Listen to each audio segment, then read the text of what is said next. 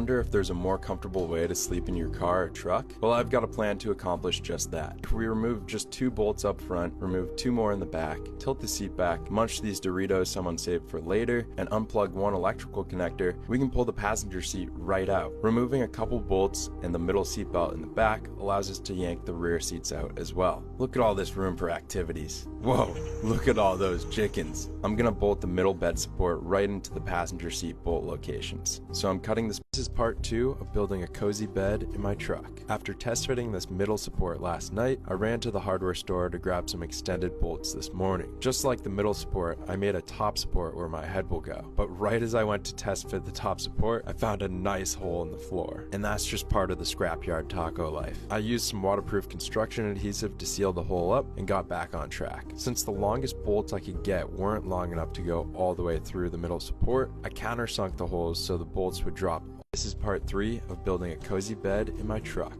After creating a template of the interior last night, I was able to trace and cut out a piece of plywood perfectly shaped to fit the interior. I coated the entire piece of plywood in contact adhesive and flipped it over onto the carpet, which was also coated in adhesive. After allowing this to cure overnight, I could run a blade down the side of the plywood to cut off the excess carpet. Next, I made sure the sleeping platform fit in the truck as intended and moved on to creating some bedside storage. To keep